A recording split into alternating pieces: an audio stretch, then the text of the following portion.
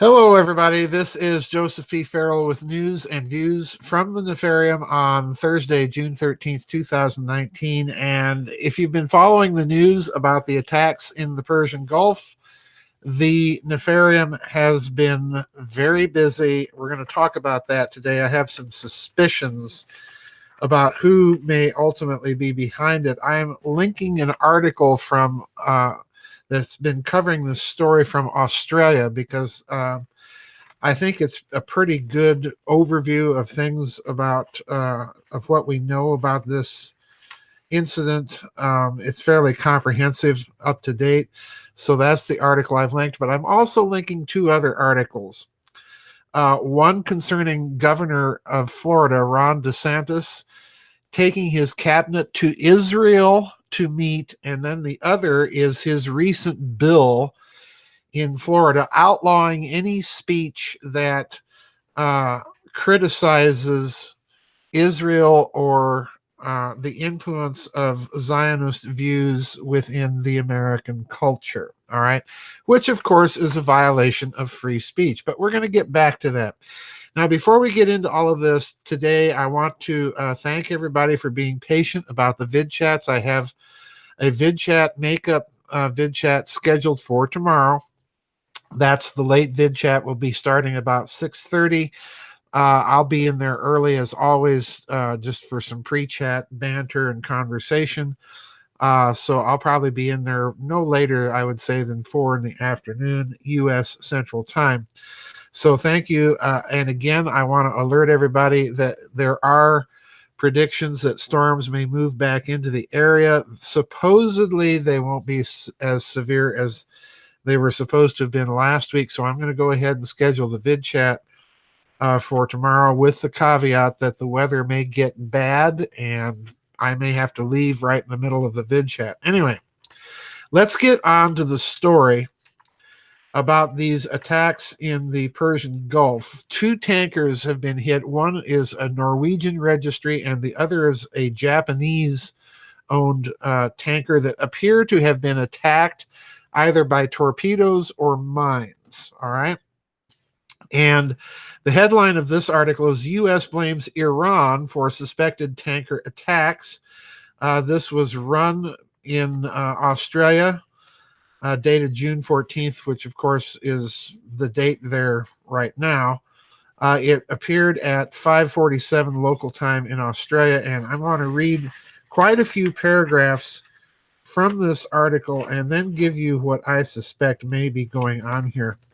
So beginning at the very start of this article, quote, U.S. Secretary of State Mike Pompeo says the U.S. believes that Iran is responsible for attacks that damaged two oil tankers near the Persian Gulf. Speaking at a press conference in Washington, Secretary Pompeo said that the attacks on the ships are part of a campaign of escalating tension by Iran and a threat to international peace and security. Now, let me stop right there and put my cards on the table. I have no use for the regime in Tehran. I do believe it is behind a lot of Middle East instability. It has had leaders on previous occasions calling for the eradication and extinction of Israel. And again, I'm not in favor of that idea either, folks, but we're going to get back to Israel in a moment. So just to put my cards on the table, I'm not a Iran regime friendly sort of guy. Okay, but here comes the caveat. Quote, Secretary Pompeo said the United States will defend its forces and interests in the region, but gave no specifics about any plans, and he wouldn't answer questions on the subject. U.S. Secretary of State Mike Pompeo says that the U.S. believes that Iran is responsible for the attacks that damaged two oil tankers near the Persian Gulf. Let me stop again. Give us some proof, okay? And, you know, folks, when we're dealing with a government that outright lied about the presence of weapons of mass destruction in Iraq in order to launch a military invasion of that country, I think it's okay to demand fairly solid, incontestable proof of assertions like this, especially when you're talking about the other country involved being Iran. Okay, continuing. Speaking at a press conference in Washington, Secretary Pompeo said that the attacks on the ships are part of a campaign of escalating tension by Iran and a threat to international peace and security. Now, I'm skipping several paragraphs here. The attacks came as Japanese Prime Minister Shinzo Abe was wrapping up a 2-day trip to Iran with a mission to ease tensions between Tehran and Washington. Now, let me stop. My suspicion is, and there are a number of articles that by some opinion makers that seem to think that Shinzo Abe went there kind of as a point man for Washington to try and ease the tensions between the two countries because, and I'm going to repeat this at the end of this review, President Trump, the Trump administration, does not need an energy economy crisis brought about by something in the Persian Gulf. In other words, this is the least good time as far as the politics of the Trump administration goes for escalating tensions with Iran. Okay? So bear that in mind. Iran's foreign minister tweeted in English that, quote, suspicious doesn't begin to describe what likely transpired this morning, unquote. And even though I have no use for the Iranian regime, I have to agree with the Iranian foreign minister here. Suspicious doesn't even begin to describe this. No one has claimed responsibility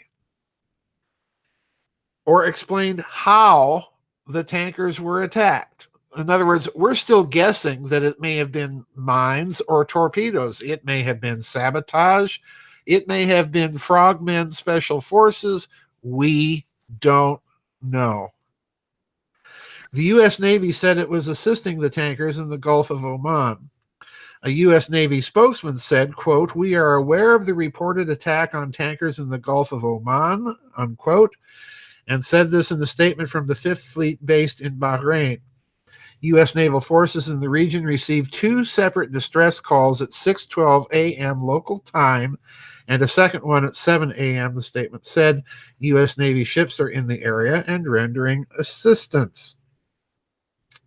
Now, skipping a little bit more, the latest incident comes after the U.S. alleged that Iran used mines to attack 4 oil tankers off the nearby Emirati port of Fujairah last month. Iran has denied being involved, but it comes as Iranian-backed rebels in Yemen have also launched missile and drone attacks on Saudi Arabia. The Iranian foreign minister, and again, folks, I don't doubt that the Iranians would be up to their earlobes in causing instability in the region, but not of this nature. Okay? The Iranian foreign minister described the reported attack as suspicious since it occurred during a meeting between Japan's prime minister and Iran's supreme leader. And I'm skipping now all the way toward the end of the article. On Wednesday, after talks with Iranian President Hassan Rouhani, Shinzo Abe warned that any accidental conflict that could be sparked amid the heightened U.S.-Iran tensions must be avoided. Now, please note those words. Let me read it again. Remember, the Japanese are superb wordsmiths, especially when they're trying to send messages. On Wednesday, after talks with Iranian President Hassan Rouhani, Mr. Abe warned that any accidental conflict that could be sparked amid the heightened U.S.-Iran tensions must be avoided. In other words, the way I'm reading Abe's comment, folks, Abe is sending a message that he suspects someone is behind these attacks, but he's also saying it isn't Iran and it's not the United States. It certainly isn't Japan, otherwise he wouldn't be there. It isn't China, it isn't Russia, and it isn't Europe. None of those countries have a reason to ratchet up tensions to this dramatic degree. All right. It's not productive. As I said, the Trump administration doesn't want it right now because they do not want, on top of everything else that they've got going on in terms of his negotiating strategies for leveling the economic playing field, the last thing the Trump administration wants is a massive hike in oil prices due to a conflict in the Persian Gulf and shutting off the flow of oil from the Gulf of Hormuz, or the Straits of Hormuz. That's the last thing the United States wants. China does not want a conflict in the region simply because it's trying to finish its Belt and Road, One Belt, One Road initiative. In other words, you don't want a conflict if you're trying to build infrastructure to connect Asia and Europe together. So it ain't China, folks. And Iran, I strongly suspect, even though it has been involved in destabilization in the region, in efforts inside of Saudi Arabia, Yemen, and so on, which the article references, it has been doing so in a way that does not jeopardize the flow of oil. In other words, it does not want to choke off its basic source of national income. All right. Russia certainly doesn't want a conflict, although Russia would gain by higher oil prices. People would turn, instead of to Iran, they would turn to Russia for oil. So Russia, okay, but would they turn on an ally like this? Probably not. So who does that leave that would gain from something like this? Who would be crazy enough to do this? Well, folks, sadly, I think it comes down to a choice of either Israel or Saudi Arabia, because both of those countries have been in covert alliance with each other for a very long time. Saudi Arabia, in particular, has to deal with its Shia population, which incidentally is located primarily in its oil-producing regions toward the Persian Gulf. And, of course, Shia Muslims are the majority of Muslims in Iran. So in other words, I'm suspecting that if anything is trying to upset the apple cart here, we have two rather crazy, unstable regimes. Let's remember that Netanyahu, even though he won the election, recent elections in Israel, his government is very weak and under assault. So you're dealing here, I think, with a case, if there is a false flag, and I strongly suspect that there is, that you're dealing here with something that may have been coordinated or set up between Riyadh and Tel Aviv. This is my suspicion, and particularly I tend to suspect Israel more than Saudi Arabia, simply because in recent months, and for those of you in the international audience, you may not be aware of this, but I've linked an article in this News and Views.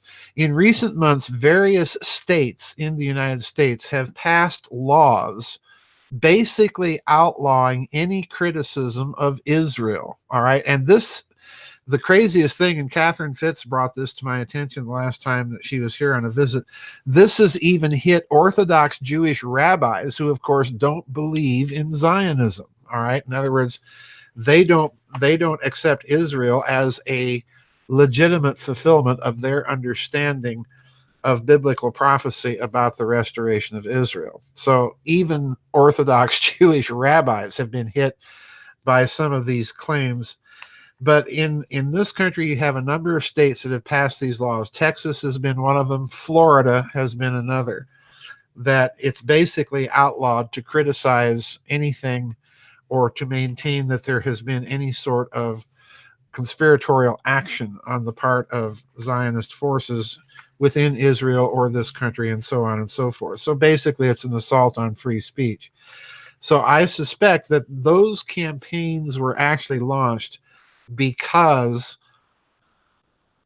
they were done in prevision of an escalation of actions like this in the Middle East that might or might not be coming from either Tel Aviv or Riyadh, or possibly both. I don't know.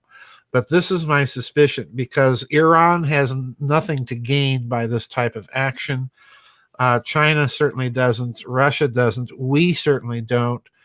The Europeans don't. The Japanese don't. So, in other words, where is this coming from by process of elimination, at least as far as we know from current data?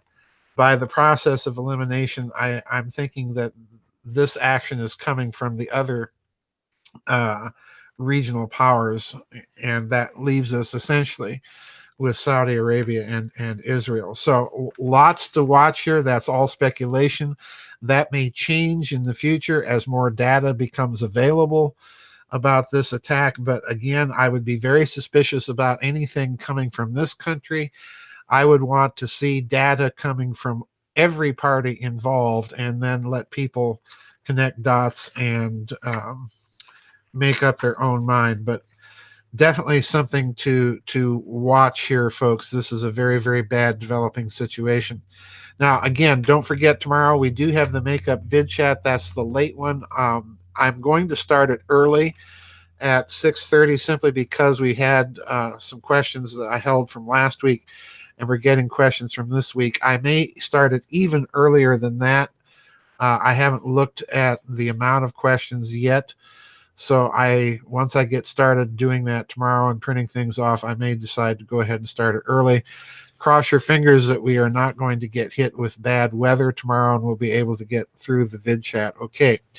Anyway, that's it for this week's news and views, folks. This is a bad situation. Watch these laws that claim that there can be no criticism or anything like this. These are very, very bad steps, folks. And we'll see you on the flip side. Bye-bye, and God bless.